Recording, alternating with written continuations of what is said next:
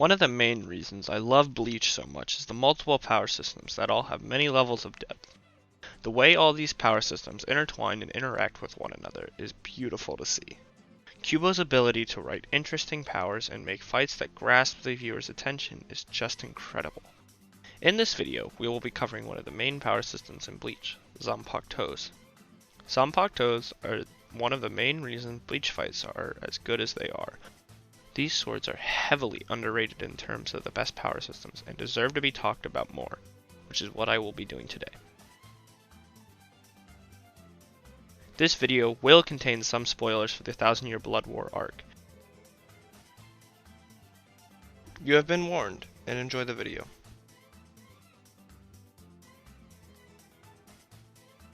Part 1. Zanpakuto Forms. Zanpakuto are the main weapons used throughout Bleach, and they are one of the key reasons behind Bleach's success.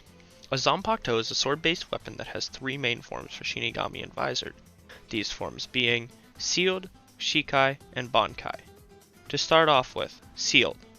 Sealed Zanpakutos don't really differ much from the real-life weapons we know. The most common appearance of a sealed Zanpakuto would be a katana, which we see most characters in Bleach have. However, there are many other types of weapons we see, some of which are wakazashis, nodachis, and tantos. Other weapons are shown, however, they usually appear to be everyday, normal items, like Head Captain Yamamoto and Kisaki's cane/walking sticks. The next form of Zanpakuto is a Shikai. The Shikai is Shinigami's first step in achieving their true power. In order for a Shinigami to achieve Shikai, their user must learn the Zanpakuto spirit's name. This, however, is much easier said than done, since the user must be able to enter the inner world of the sword and communicate with said sword spirit. The concept of inner worlds and meditation will be covered much later in the video. Upon achieving Shikai, the user will gain an ability for their sword. Most of the time, this ability will relate to how a character's personality or attributes are. For example, Ichigo's Shikai is just a giant hunk of spiritual energy that shows his large spiritual energy reserves. And other examples, like Aizen's manipulative personality, represents his ability to control all five senses. There are many more examples, these are just two notable ones. A Shikai release is usually required for a Shinigami to become a seated officer or lieutenant within the Bleach world. The Shikai transformation marks a Shinigami's first step in its claim to power and opens the door to so many opportunities for the user. The last main power-up for Zanpakuto is its Bankai. Bankai is the quote-unquote final stage of a Zanpakuto's evolution. To be able to achieve Bankai, the user must be able to manifest the user's spirit into the physical world and be able to subdue it. Just to do that alone takes around 10 years, not even counting the years it takes to achieve mastery of said Bankai. This allows the reader or viewer to really appreciate the skill these characters have and the time it has taken them. Also, showing how much of a prodigy characters like our MC Ichigo and Captain Hitsugaya are. Bankai is the last stage, however, we can see Bankais evolve with time. A good example being Toshiro's, as we see in the 1000-Year Blood War once he masters his Bankai, is able to achieve power we have never seen him show before. It is stated that a Bankai's power is usually 5 to 10 times stronger than its Shikai, just to show the true scale of which this transformation is. Bankai gives us some of the most hype moments in all of anime, and also gives us some of my personal favorite transformations, some of which being Rukia's Hakune no Togame, Saraki Kenpachi's Bankai, and Ichigo's true Bankai, and many more. Another very interesting feature about Bankais is how they break. When a Bankai is broken, the Bankai becomes significantly weaker and will never return to its original power. Two characters we see this happen to are Renji and Ichigo. Bankais are an incredible power-up that should be on the tier of that Sage Mode, Gears, and Super Saiyan transformations are, but I don't see it getting that credit. Without a doubt, the fights and transformations we get should in and of itself get it on that level of those other transformations. Although Bankai is the final form of a Zanpakuto, there is one more phase we have seen shown before by a Shinigami, this being when the user fuses with its sword. We have very little information on what this does exactly, but we do know that this is when the user fuses with their sword and the abilities are still be able to use. Kinda like how Kido is, but without the whole chanting part of it. Also, this has been shown to be a massive power-up for those characters who have achieved it, and is only achieved when a Shinigami ascends that of a Soul Reaper. The only two examples of this are Mugetsu, when Ichigo used the final Getsuga Tensho, and when Aizen evolved with the Hogyoku after being hit by said final Getsuga Tensho. I really do wish this feature was shown more, however I understand from a writing standpoint why it wasn't. This feature goes to show how Bleach Zanpakutos are an amazing power system.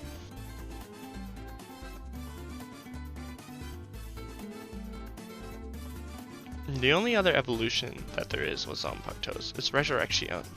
Resurrection is whenever a Rancor returns the offensive essence of a Hollow back to their humanoid body. Resurrections are a very cool parallel to Bankais during the Rancor saga, and add for even more diversity and potential powers for Zanpakuto users. Well, only if they're Hollow, of course. Part 2. The History of Zanpakutos. Zanpakuto history is not the most extensive thing in the world, and I do wish there was more of it, but it's still good nonetheless.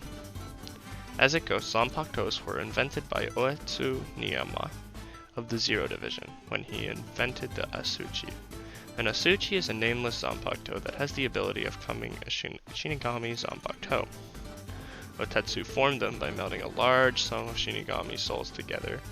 The first person to achieve Shikai and Bankai, setting the standard for other Soul Reapers, was Ichibei Ohosube of the Zero Division.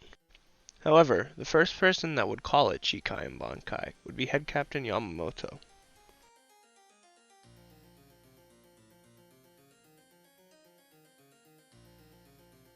Part 3. Obtaining a Zanpakuto. Obtaining a Zanpakuto is a process all Shinigami go through and is essential for becoming one. As mentioned, an Asuchi is a nameless Zanpakuto that is given to low-class Shinigami to wield. These Shinigami are not yet in the Gotei 13. This is given to these Shinigami when they are in the Shiron Academy, and this is usually the blade to keep for the rest of their lives. In order to imbue a spirit within one Zanpakuto, one must spend all their time with it and imprint their essence onto it. Those who never connect with their spirit just basically wield a normal katana and is just a fodder character. On a side note, one funny thing I learned while doing my research was that Kenpachi's Asuchi was just some random dead Shinigamis he just made on his own while he was massacring a bunch of them. The process in which one gains a Zanpakuto is really interesting, and it sucks that it is only explained in a 1000-year Blood War arc, leaving anime-onlys questioning the Zanpakuto's existence, making the people who view these swords in a lot less light than they really should be. Part 4. Training. Training one Zanpakuto is a crucial step for any Soul Reaper to make a name for themselves and get stronger. We've already mentioned how one needs to spend all their time with their Zanpakuto in order for a Zanpakuto spirit to form. But how can one utilize it? As we mentioned, communicating with one Zanpakuto spirit is crucial for unlocking Shikai, but how does one do this? The main method we see is meditation, called Jizen. This is where the user places their sword over their lap and takes a meditative pose. This forces their mind to become one with their Zanpakuto. During this, one may enter the inner world of their Zanpakuto and engage with the spirit. Within this world, the spirit will be reluctant to teach the user their abilities, so the user will have to engage in a fight with the Zanpakuto spirit. This sounds like a villain kind of situation, however, the Zanpakuto is usually friendly with their user. Also, injuries in the inner world are void and have no physical impact.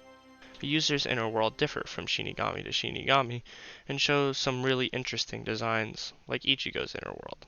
The training and effort required from the user in order to achieve their potential is just incredible, and the amount of depth the system goes into is just magnificent, and differs from just keep fighting and do this a bunch we usually see in other anime power systems. This reason alone is more than enough reason for Zanpakutos to be put above other power systems. However, it is never looked at in that light. Part 5. Conclusion. Zanpakutos in Bleach have much diversity and depth, and the limitation and symbolism it puts on the character is just unbelievable. The amount of information Kubo has strung throughout the story about this power system always keeps the readers on their toes to learn more about these Zanpakutos. These swords have brought us some of the best fights and matchups due to the diversity, for instance like Byakuya vs Ichigo, Haribel vs Toshiro, Stark vs Shunsui, and many more. Only due to Kubo's writing, one of the best power systems to ever exist has been created. However, I don't feel it's been respected in the regard it should be.